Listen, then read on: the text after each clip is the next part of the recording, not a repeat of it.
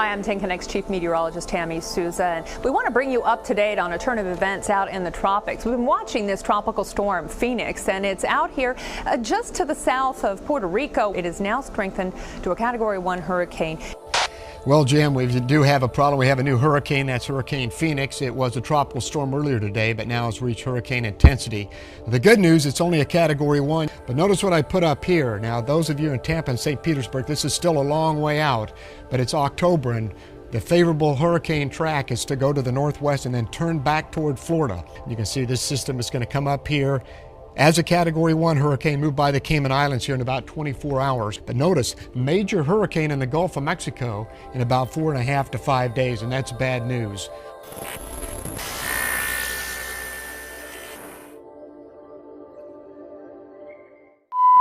Well, Jim, it just keeps getting worse now. We've got another update, and we have a 105-mile-per-hour Category 2 hurricane, and it's rapidly intensifying here right near the Yucatan Channel, and it's going to come into the Gulf of Mexico within about 6 to 12 hours.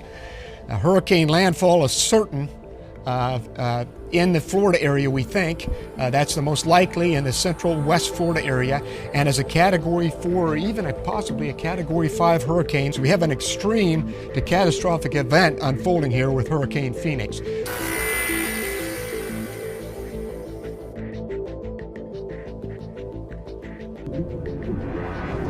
We are still smack dab in the middle of the cone. At this point, we have all the hurricane watches in place, and I do hope you've started to make all of your preparations for your family, your pets, and all of your belongings, because we are now looking at who has to get out first, and we are going to be looking at an incredibly large storm surge, anywhere from about 10 to 20 feet or possibly more if this does make landfall as a Category 5 hurricane.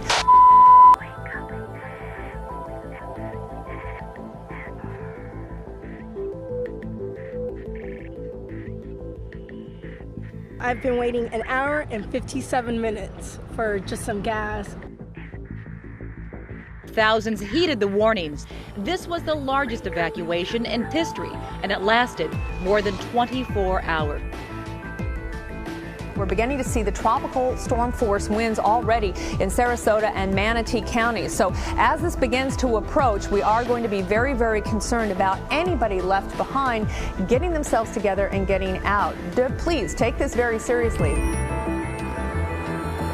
You need to make your preparations. If you haven't already gotten out of the area, you do need to do so.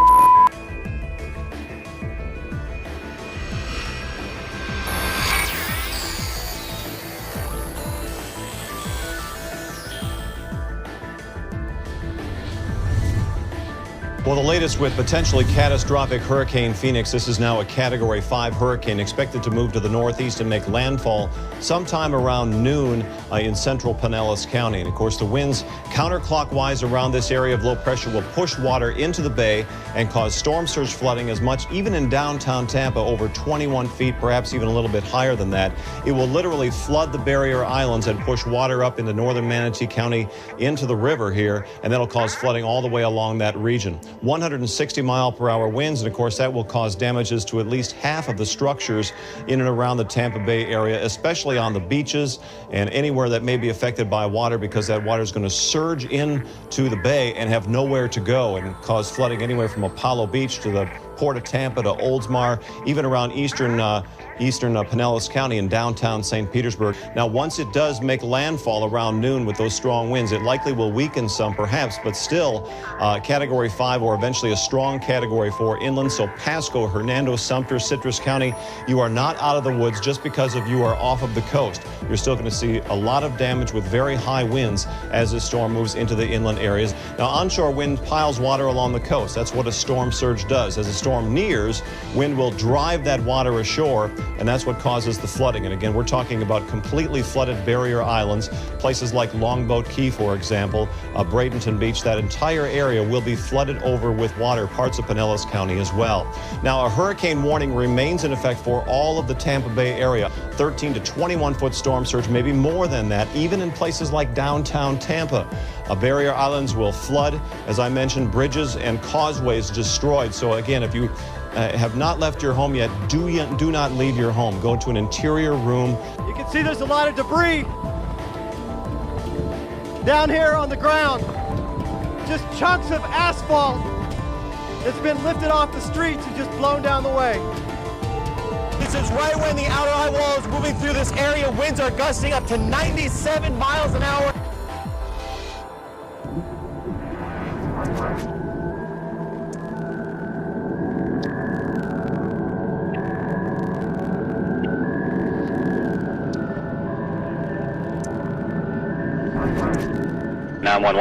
Yes, water is all in the house. The roof is completely caved in on us. We need emergency assistance, please.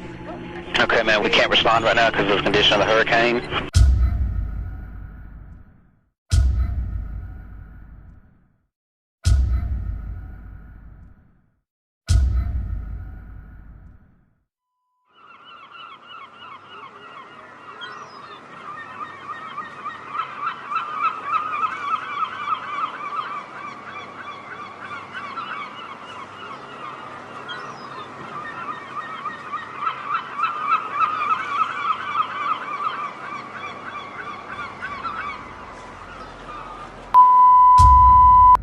So many people did not heed warnings to evacuate.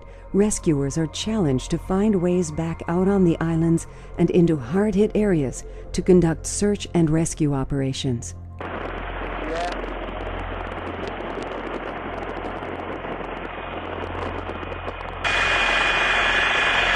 Moving submarine. Roger. Submarine survivor are coming in. Currently, there are 165 known deaths and more than 30,000 are missing. According to the preliminary damage assessments, at least 1 million buildings were at least moderately damaged. That is over 67% of the total number of buildings in the Tampa Bay area. An estimated 480,000 structures are completely destroyed.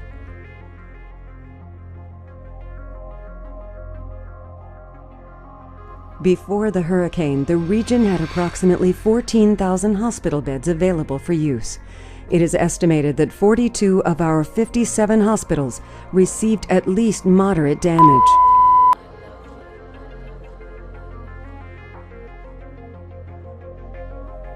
"60% of our fire stations and police stations have been damaged. The sheer amount of debris is overwhelming and will become a health hazard in many communities.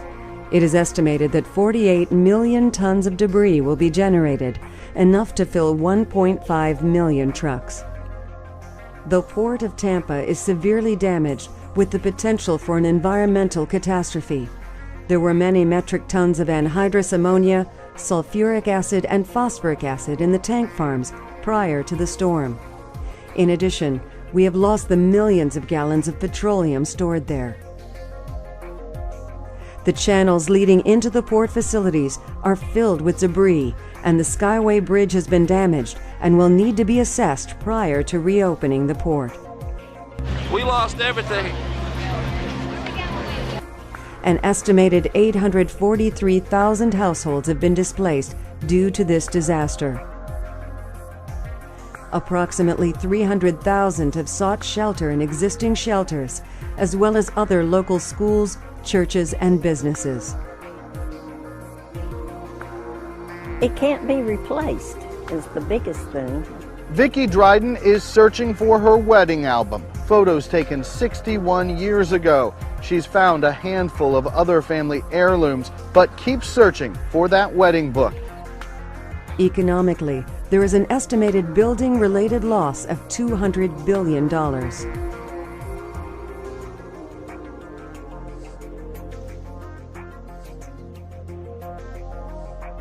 Bridge and road closures are impacting response and recovery operations. The devastation to the region is almost unimaginable. However, Tampa Bay can recover from this catastrophe. We can rebuild our houses, schools, businesses, and infrastructure, but we have to work together. The key to recovery is to have a regional plan in place long before disaster strikes.